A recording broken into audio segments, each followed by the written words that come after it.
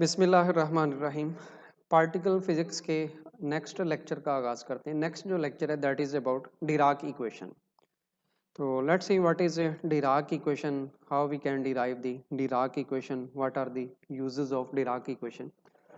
तो last time हमने जो इक्वेशन डिराइव की थी वो थी Klein Gordon equation. Klein Gordon equation just alternative थी श्रोडिंगर वेव इक्वेशन का, जिसमें हमने ये देखा था कि एक स्केलर पार्टिकल हो, स्केलर फील्ड हो या ऐसे पार्टिकल जिनकी स्पिन ज़ीरो होती है, तो उनकी जो स्टेट्स हैं, आइगन स्टेट्स, वो कैसे फाइंड की जा सकती हैं। इसी तरीके से अगर स्पिन हाफ पार्टिकल्स हों जिनको हम फर्मियंस का नाम देते हैं, तो फर्मियंस के लिए भी एक इक्वेशन डिराइव करनी है, जैसे कि क्वांटम मैकेनिक्स में श्रोडिंगर वेव इक्वेशन होती है। तो पार्टिकल फिजिक्स के अंदर श्रोडिंगर वेव इक्वेशन का अल्टरनेटिव एक फर्मियंस के लिए डिराक इक्वेशन होगी। तो अगर डिराक इक्वेशन डिराइव करना चाहते हैं उसके लिए हम सबसे पहले सपोज करेंगे श्रोडिंगर वेव इक्वेशन। यहाँ पर श्रोडिंगर वेव इक्वेशन आपको दिखाई गई जो कि H psi is equal to iota H cut partial by partial T psi. ये है Schrodinger wave equation in quantum mechanics. ठीक है, तो इस श्रोडिंगर वेव इक्वेशन को हमने इस्तेमाल करना है टू डिराइव। जी, तो ये जो आपके सामने इक्वेशन लिखी हुई है, this is Schrodinger wave equation. तो इस श्रोडिंगर वेव इक्वेशन को यूज करेंगे डिराक इक्वेशन डिराइव करने के लिए। तो अगर ऑपरेटर की फॉर्म में देखा जाए, ऑपरेटर की फॉर्म में एनर्जी इक्वल होती है iota H cut partial by partial T, और मोमेंटम ऑपरेटर होता है minus iota H cut del. तो ये यूज करना है हमने श्रोडिंगर वेव इक्वेशन में। अब अगर relativistic equation for momentum and energy देखी जाए, तो वो पार्टिकल फिजिक्स में सी की वैल्यू 1 होने की वजह से होती है E square is equal to P square plus M square. और क्लाइन गार्डन इक्वेशन में हमने इसको लिखा था partial mu plus M square phi is equal to 0। याद रखें फाई यहाँ पर एक स्केलर फील्ड का वेव फंक्शन है। जो फाई है that represent the scalar field. अच्छा जी, अब शुरू करते हैं हम हैमिल्टोनियन से। Let's suppose the Hamiltonian is H is equal to C alpha into minus iota H का del plus beta M C square. यहाँ पर अल्फा और बीटा जो है ये independent of time and space है, यानी कि अगर इसको डेरिवेटिव में इन्वॉल्व किया जाए तो इसको कांस्टेंट ट्रीट किया जाएगा। तो इसको दूसरे तरीके से इंडाइसिस की फॉर्म में लिखा जा सकता है। इंडाइसिस की फॉर्म में अगर हम लिखें तो हैमिल्टोनियन बन जाएगा minus iota H cut C into alpha I del I plus beta into M square M C square. अब हैमिल्टोनियन स्क्वायर करते हैं। हैमिल्टोनियन स्क्वायर इस वजह से करना है कि ऊपर जो हमने रिलेशन देखा है एनर्जी का, वो है E square is equal to P square plus M square. तो इसको कंपेयर करना हमने हैमिल्टोनियन के साथ, इस वजह से हैमिल्टोनियन का स्क्वायर लिया जा रहा है। हैमिल्टोनियन का अगर स्क्वायर ले लें तो इसका स्क्वायर बन जाएगा H square is equal to minus iota H C plus H C into alpha I del I plus beta M C square. और दोबारा यही प्रोडक्ट आ जाएगा, यानी कि यूँ समझ लें कि हैमिल्टोनियन को हैमिल्टोनियन से मल्टीप्लाई किया जा रहा है, सेल्फ प्रोडक्ट लिया जा रहा है जी। तो इसका अगर स्क्वायर लिया जाए तो ये, तो अगर इसका स्क्वायर लिया जाए, इसको अलजेब्रिकली मल्टीप्लाई किया जाएगा, यानी कि हर एक टर्म को दूसरी टर्म के साथ मल्टीप्लाई किया जाएगा। तो minus iota H cut C into alpha I del I को minus iota H cut C into alpha J del J से जब मल्टीप्लाई किया जाएगा तो पहली टर्म अपीयर हो जाती है। इसी तरह बाकी टर्म्स को मल्टीप्लाई करके ये टोटल 4 टर्म्स आ जाती हैं जो कि यहाँ पर लिखी गई हैं। अब नेक्स्ट क्या करेंगे, नेक्स्ट यहाँ से सी स्क्वायर कॉमन ले लेते हैं हर एक टर्म में से। यहाँ से सी स्क्वायर कॉमन ले लेते हैं, इसी तरह दूसरी टर्म से सी स्क्वायर कॉमन ले लेते हैं, तीसरी से और चौथी टर्म से। तो पहली टर्म से जब सी स्क्वायर कॉमन लेंगे ये रह जाएगा only minus H cut square. तो जो कि इधर लिखा गया है अल्फाज जो है वो पहले लिख लिए, alpha E alpha J minus H cut square as such लिख लिया है। और डेल आई को लिख दिया गया है partial by partial X I, del J को लिख दिया गया है partial by partial X J. और इसी तरह जो दूसरी टर्म है, दूसरी टर्म में से जब सी स्क्वायर कॉमन लेंगे तो एक सी रह जाएगा और सी स्क्वायर कॉमन चला जाएगा, तो बाकी जो बच जाता है वो minus iota H cut C और एम और beta alpha I, del I को अगेन यहाँ पे partial by partial X I लिख दिया गया। तीसरी टर्म में भी बिल्कुल इसी तरह से, लेकिन वहाँ पे इंडेक्स डिफरेंट है। जो दूसरी टर्म है उसमें इंडेक्स आई है और तीसरी टर्म में इंडेक्स जे है, तो इनको इकट्ठा विद इन अ ब्रैकेट लिखा गया। और चौथी टर्म के अंदर सिर्फ और सिर्फ सी स्क्वायर कॉमन गया है, तो बाकी बच जाता है B square M beta square M square C square. Very next step में ये किया गया है कि जो पहले दो टर्म सॉरी जो पहली टर्म है इसको लिखा गया है alpha I alpha J plus alpha J alpha I, और इसको 2 से डिवाइड कर दिया गया है। ये बेसिकली यहाँ पे जो है डिराक डेल्टा फंक्शन बनाने की कोशिश की गई, और बाकी टर्म बिल्कुल एज सच लिख दी गई हैं। उसमें सिर्फ और सिर्फ यहाँ से डेरिवेटिव कॉमन लिए गए हैं, तो इसको इक्वेशन ए का नाम दे दिया है। अब ये आ चुका है हैमिल्टोनियन स्क्वायर। इस हैमिल्टोनियन स्क्वायर को हमने कंपेयर करना है एनर्जी स्क्वायर की इक्वेशन के साथ, जो कि कल भी डिराइव की थी, और ये आज यहाँ पर मैं दोबारा बता देता हूँ, जो कि क्लाइन गार्डन इक्वेशन से ली गई है, ई स्क्वायर वाली इक्वेशन। इसके साथ कंपेयर करना है E square is equal to P square plus M square के साथ।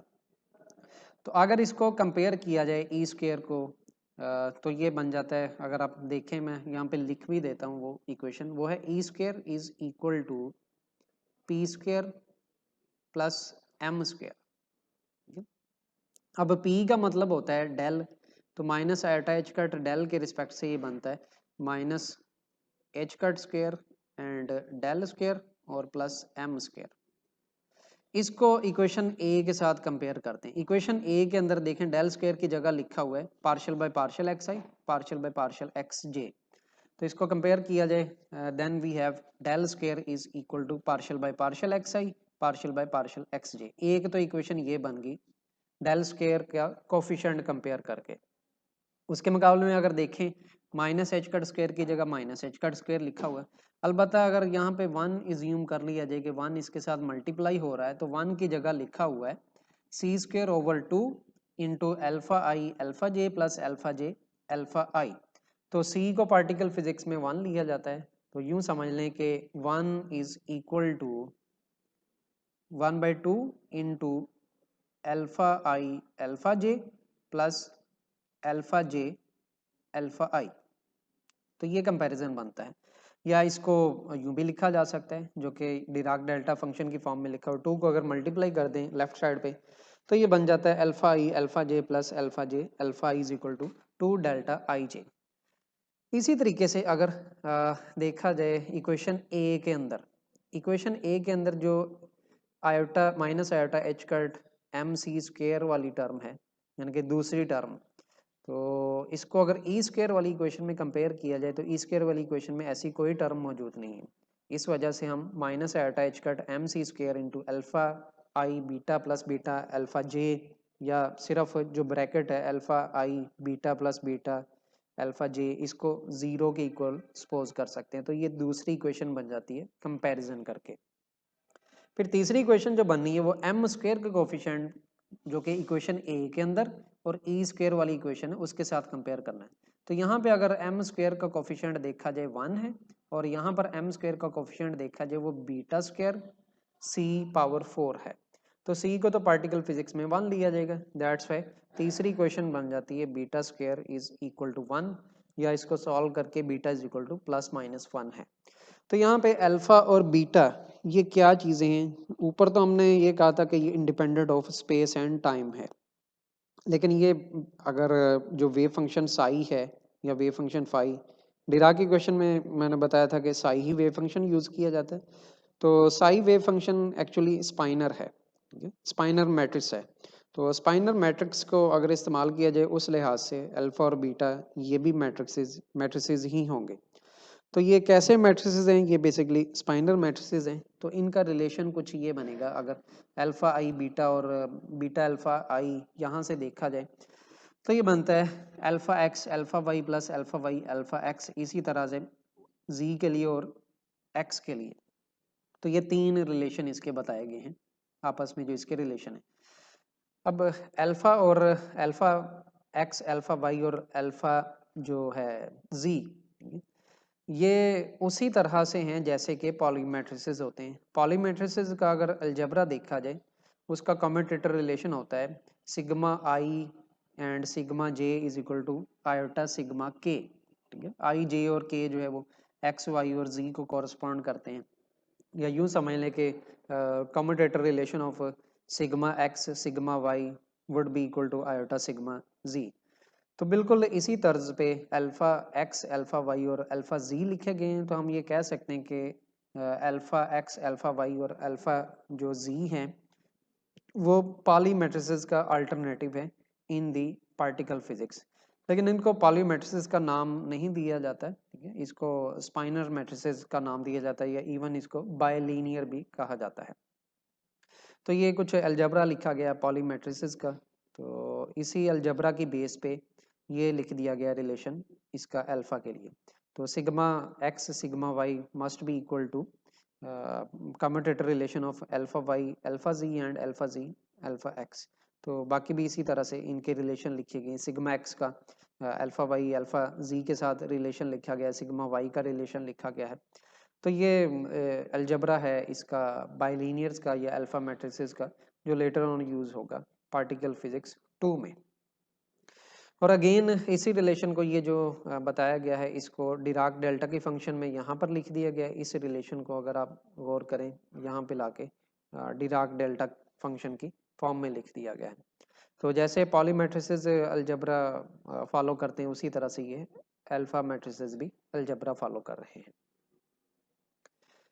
तो इसका commutator relation anti commutator relation अगर देखा जाए पॉली मैट्रिसेस का जीरो बनता है, उसी तरीके से जो अल्फा होगा उसका जो commutator relation anti commutator relation है वो भी जीरो होगा।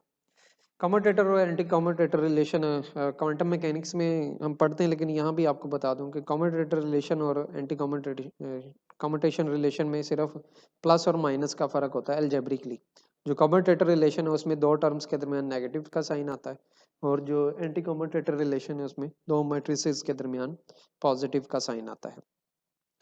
तो सिग्मा अगर कंसीडर किया जाए कि एक मैट्रिक्स है 4x4 मैट्रिक्स, तो सिग्मा मैट्रिक्स बनेगा ये सिग्मा 0 0 एंड सिग्मा, और उसके कंपैरिजन में अल्फा मैट्रिक्स क्या बनेगा, वो बनेगा 0 सिग्मा सिग्मा एंड 0, यानी कि अल्टरनेटिव है इसका।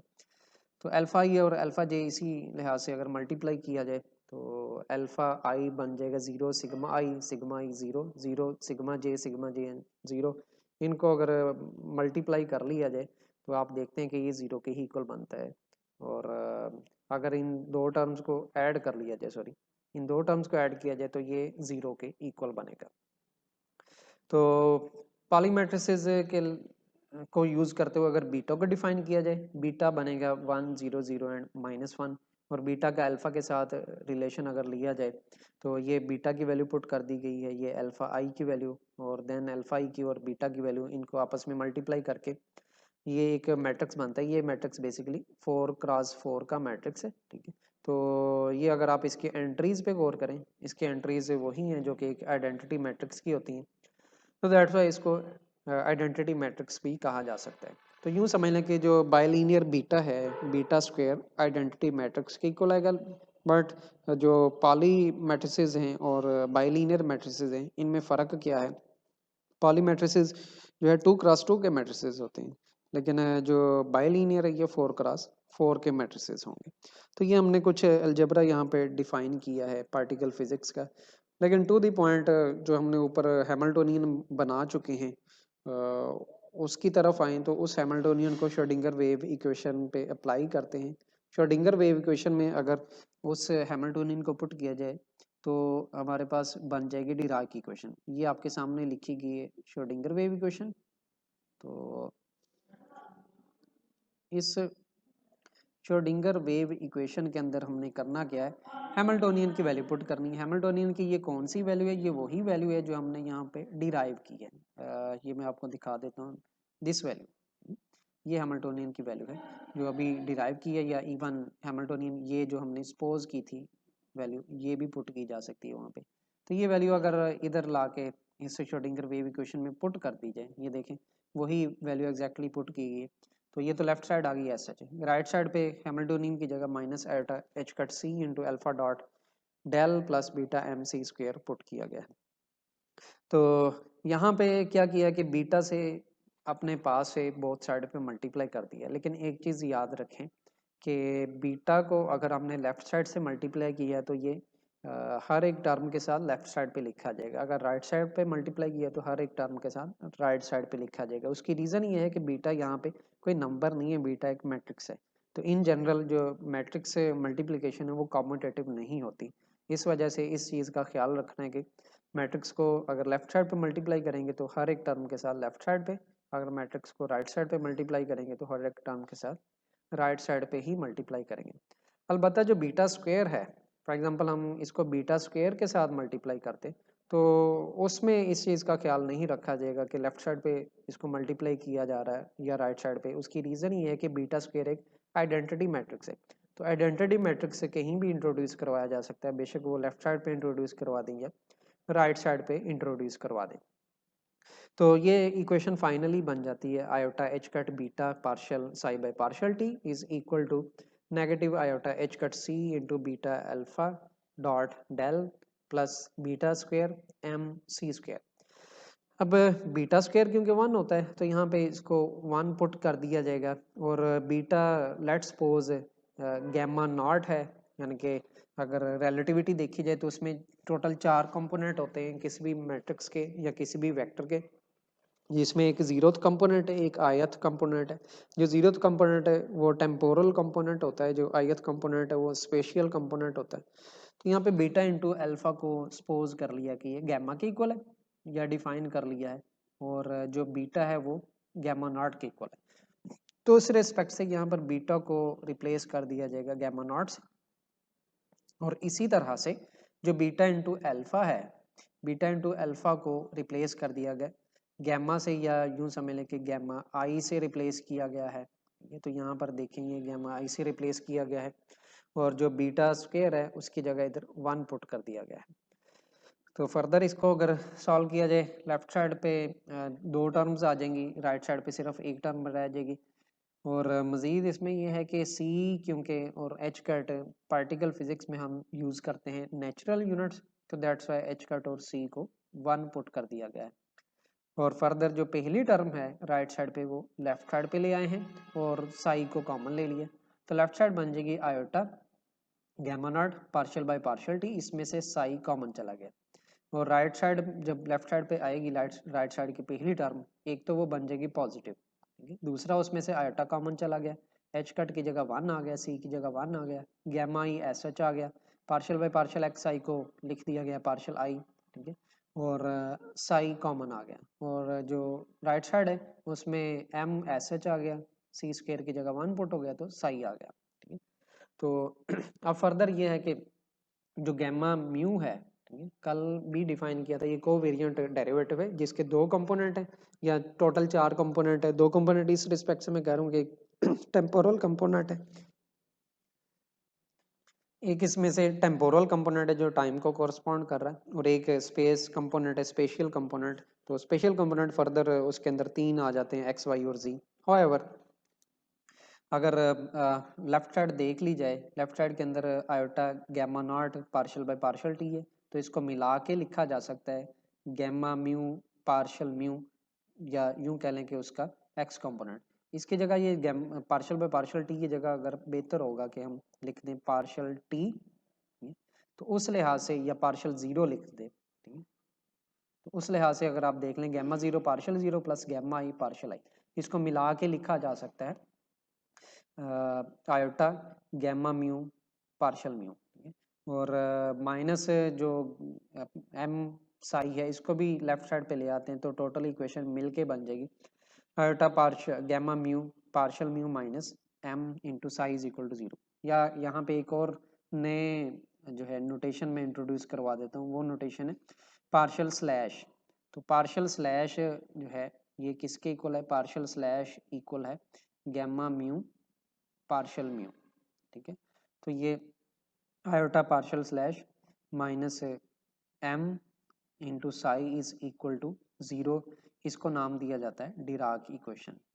तो डिराक इक्वेशन लेक्चर के शुरू में मैं बता चुका हूँ, यहाँ पे फिर मैं समराइज कर देता हूँ कि क्वांटम मैकेनिक्स के अंदर एक फंडामेंटल इक्वेशन है जिसको श्रोडिंगर वेव इक्वेशन कहा जाता है। उसको इस्तेमाल करते हुए हम तमाम स्टेट्स फाइंड करते हैं। स्टेट को इस्तेमाल करते हुए ऑब्जर्वेबल की आइगन वैल्यूज फाइंड करते हैं, या फर्दर उसे अनसर्टेनिटी जो भी चीज़ें फाइंड करनी हो उससे फाइंड की जा सकती है। Just like quantum mechanics, particle physics के अंदर दो इक्वेशंस होंगी। एक इक्वेशन है जो स्पिन जीरो पार्टिकल के लिए इस्तेमाल होती है जिसको क्लाइन गार्डन इक्वेशन कहते हैं, और एक इक्वेशन है जो स्पिन हाफ पार्टिकल के लिए इस्तेमाल होती है जिसको हम नाम देते हैं डिराक इक्वेशन।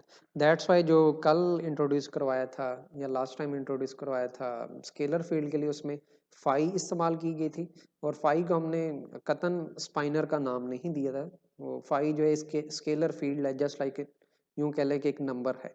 उसके कंपैरिजन में आज जो इक्वेशन डिराइव की है डिराक इक्वेशन, तो यहाँ पे जो वेव फंक्शन साई है ये एक स्पाइनर है। स्पाइनर कॉरस्पॉन्ड कर रहा है कि ये किसी ऐसे पार्टिकल की फील्ड को शो कर रहा है जो स्पिन जीरो नहीं है, यानी कि जिसकी कोई ना कोई स्पिन होगी। लेकिन स्पिन होने का मतलब ये भी नहीं है यहाँ पे कि उसकी स्पिन इंटीजर होगी, लेकिन स्पिन हाफ इंटीजर होगी, फर्मियान्स को कॉरस्पॉन्ड कर रहा है। तो इन शॉर्ट यूं कह लें कि जो क्लाइन गार्डन इक्वेशन है वो स्पिन जीरो पार्टिकल के लिए है, और जो डिराक की इक्वेशन है वो स्पिन हाफ पार्टिकल के लिए। इसको अब फर्दर यूज करेंगे एनर्जी वेव फंक्शन फाइंड करने के लिए और डिफरेंट स्टेट्स फाइंड करने के लिए। इससे रिलेटेड कोई भी क्वेश्चन है तो कोई कन्फ्यूजन आप कमेंट्स में लाजमी पूछें।